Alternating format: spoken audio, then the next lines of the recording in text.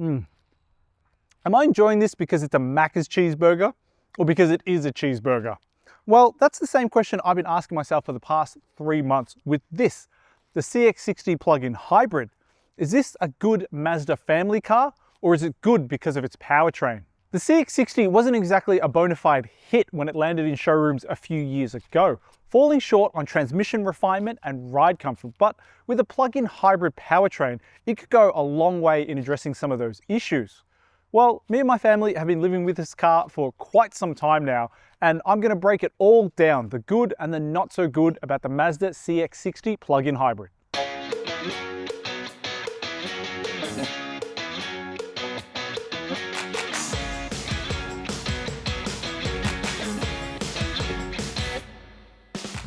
By far, my favorite aspect of the Mazda CX-60 is its design, especially in this Hero Soul Red Crystal Metallic color.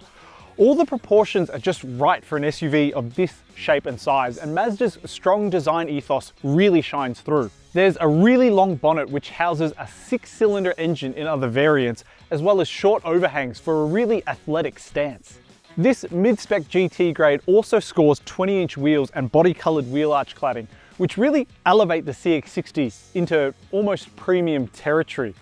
The GT also adds a number of blacked out bits to the exterior, including the wheels, the mirror caps, and the grille surround, which adds a bit more visual flair. Look, I get it. Some of you might say the CX-60 looks too similar to a CX-5 from a distance, and that's fair. But then again, what's wrong with the way a CX-5 looks anyway?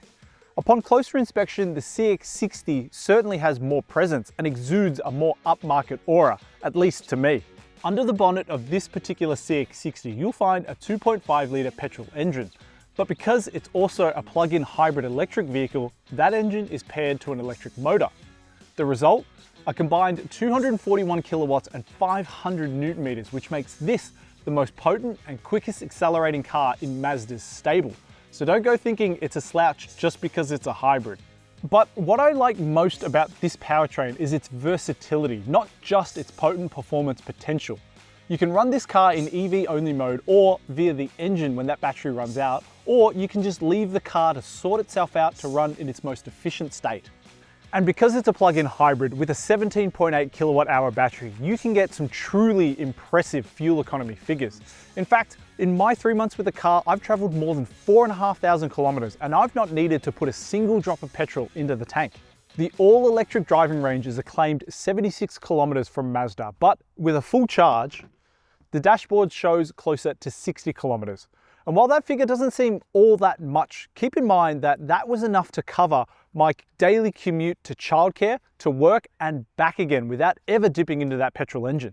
Of course, I've been able to lean on this car's electric power source so much because I'm fortunate enough to be able to charge at home, but your situation may vary. After 3 months with this car, the dashboard is showing a 1.4 litres per 100 kilometers fuel consumption figure, as well as a 25.6 kilowatt hour per 100 kilometer efficiency figure.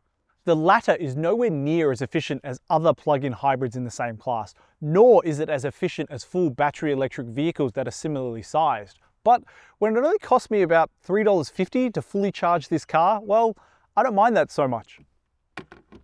Another great aspect of this CX-60, and all CX-60s for that matter of fact, is the luxe-like interior and high levels of equipment. Come on in and I'll show you. Inside, there are lashings of leather on the steering wheel, the seats, the gear selector, and the door cards, which makes everything feel high-end. But of note, all of these touch points are soft, which really elevates the cabin experience. I particularly like this dashboard design, which kind of integrates the infotainment touchscreen for a more cohesive look, and it layers these different surfaces and materials for a more interesting feel. And I also really like this 12.3-inch digital instrument cluster, which offers a really clear readout, as well as fancy graphics befitting a car of the CX-60's caliber.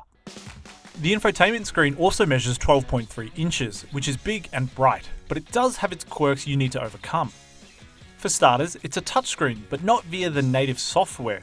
It's only a touchscreen when using Apple CarPlay or Android Auto, and even then, it's not on by default. You have to dive into the connectivity settings and turn it on per device for functionality.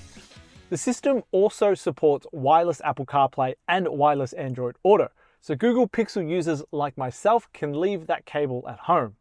However, in my 3 months with this car, I did notice a few dropouts, particularly at certain CityLink tolls. At least there's a wireless smartphone charger though to support that wire-free connection. There is also a massive equipment list on offer here too, way too much for me to memorize for this piece of camera, so let's cut to some voiceover. As standard, the CX60 GT comes very well appointed, with dual zone climate control, digital radio, a surround view monitor, keyless entry, push button start, inbuilt satellite navigation and LED headlights, all of which are actually available on the base grade too.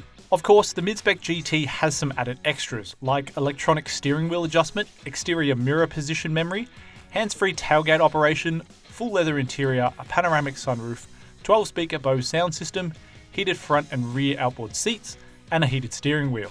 Chances are, if you're looking at a CX60, it's because you have a family to cart around, and with kids in the back, safety is paramount.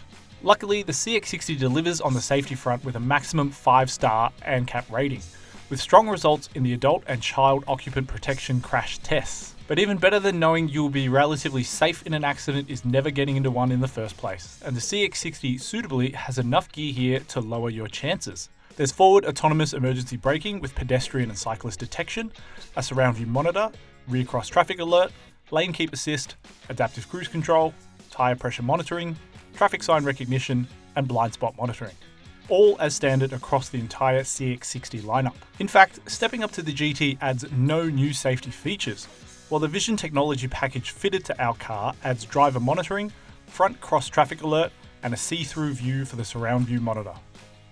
From the front seats, space is just fine. You've got generous door pockets that will accommodate large bottles. You've got cup holders over here. There's an underarm storage cubby as well as a wireless smartphone charging tray. Look, it's not the best when it comes to finding a home for everything in your pockets, but for my daily carry and my family's, it's enough. Speaking of kids, I can attest that fitting 2 car seats in the back of the CX60 is no problem at all, and it still leaves plenty of room for adult front occupants. And without those car seats in place, well, even adults as tall as myself, 185 centimeters for those keeping tabs at home, there's plenty of head, leg, and shoulder room back here. And amenities back here also include door pockets that will take large bottles. There's a fold-down center armrest that exposes 2 cup holders. You've got air vents to keep the kids happy back here. And in this particular grade, you also have heated rear outboard seats, 2 USB-C charging outlets, and an AC socket. The boot is also generous, able to swallow 477 litres with all seats in place.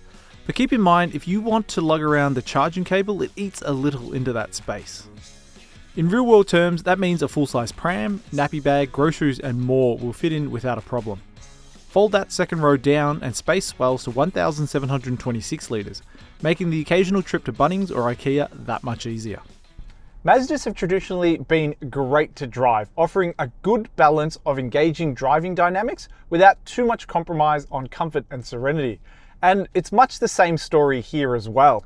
The combined 241 kilowatts and 500 newton meters really delivers a sizable punch here in this CX60, and it means you can come away from the lights really briskly. And when you're driving on electric only mode, you have instantaneous torque and it makes overtaking a breeze. The steering feels well weighted and there's enough feedback here where piloting the CX60 around a few corners is an enjoyable experience. Lucky too, because the suspension can handle more than a few bends as well, feeling more hunkered down like a hot hatch rather than a large family hauler. That unfortunately is where the good points end, and the CX60 has a few major flaws that might make it a deal breaker for some. While this car can carve up a corner with some of the best drivers SUVs out there without too much body roll and sway, well, a byproduct of that is a suspension setup that is hard, like really hard. Now, this was an issue when the CX60 first launched back in 2023, and even after an update introduced last year to address some concerns, ride comfort is still noticeably compromised. In a sports car or a performance hero, that might be forgivable, but in a family hauler like this, designed to get you from A to B as frugally as possible, well, not so much. If ride comfort is high up on your consideration list, well, you probably have to look elsewhere for now. In my 3 months with this car, I've basically had a pram full-time in the boot for the family. And even at slower inner city speeds over particularly gnarly bumps, it's gotten airborne.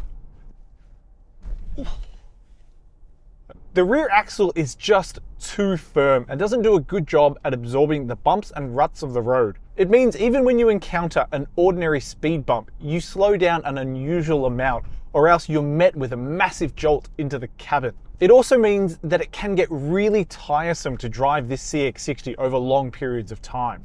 And while it's great when the CX-60 is running on electric power only, things start to take a turn for the worse when that petrol engine comes into play.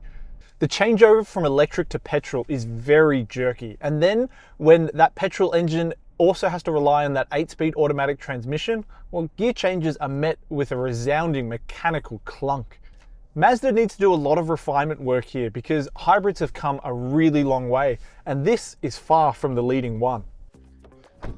Which leads me to the price, because this cutting-edge powertrain, high levels of equipment, and handsome looks does come at a cost. A big one, in fact.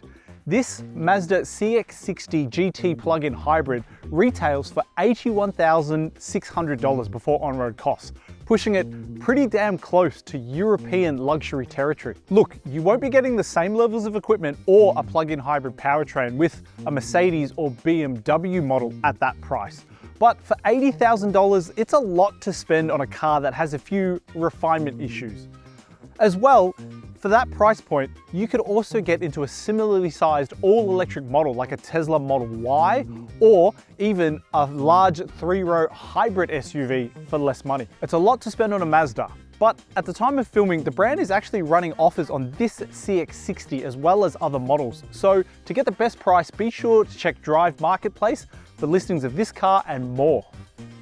A rose by any other name would still smell as sweet, and by the same token, I think if this car wasn't wearing a Mazda badge, you wouldn't question its premium pedigree. After 3 months with this particular car, the plug-in hybrid version of the CX-60 has emerged to me as the best of the bunch, offering punchy performance and frugal motoring, at least in my use case. And of course, your situation could differ depending on charging options and diligence, but it does come at a high cost, both literally and because of the harsh ride comfort. If you must have a Mazda family SUV, the CX-60 is a tempting option, but if you just want a plug-in hybrid, well, there are more comfortable and more affordable choices out there. Fingers crossed that Mazda can make amends with an update due to come out to the CX-60 later this year, because at present, this car can be so much more. So if you don't think this car is right for you, but you're still looking for a family SUV with a plug-in hybrid powertrain, you can check out Alex Misianis' review of the BYD C-Line 6 here.